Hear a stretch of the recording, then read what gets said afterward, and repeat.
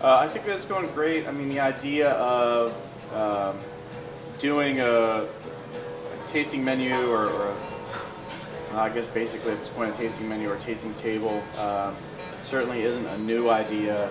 To do it in a restaurant like this where at any point in time there are 100 people around that table. Part of what you're getting there is a little bit of challenge.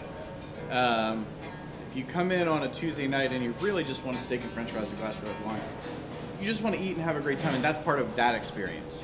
Part of the tasting menu experience is maybe a little bit of challenge, and also my license to do things that are really deeply personal.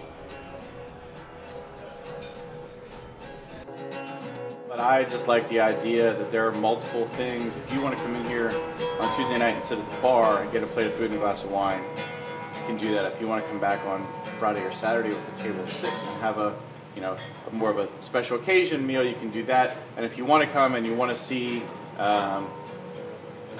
basically leave your entire night in my hands and go through that 2.5 hours where we're putting out things that are newer techniques to us. They're sometimes, I feel like, interesting ideas, products that we've found either locally or regionally that I think are really cool. So I think that it's something that continues to evolve, which is the way it should be. If it didn't, we'd be in trouble. You want to be able to provide, and we've had people who have been to it multiple times, and we've been doing it really since about May, and we've had a bunch of people who like it enough and like what we're doing enough to want to come back.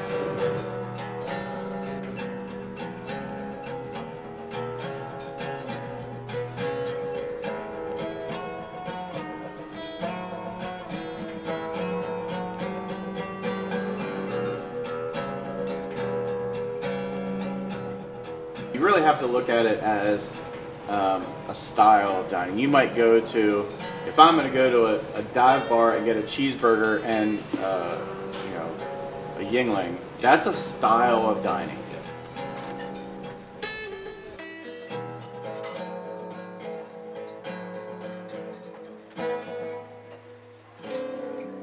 Something else that's somewhat unique to our situation is you may interact with people that you have no idea who they are.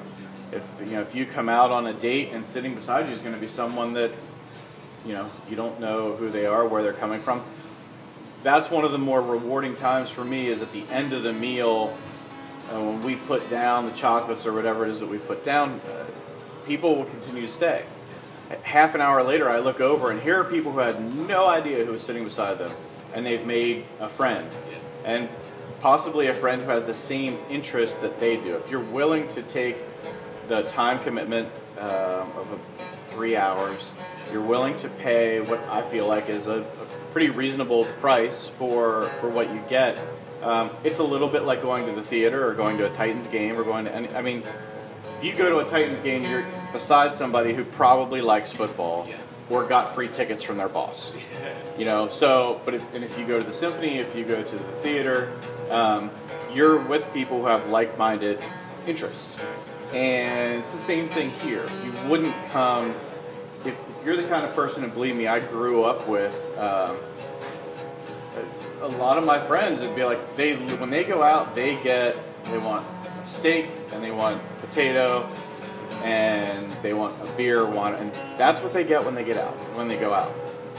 Or they just want prime rib. If that's your idea of going out, we can do that. We do a great steak and french fries. But if your idea of going out is, I want to see something, I want to be entertained, I want to see something that's a little different, that tasting menu is probably for you.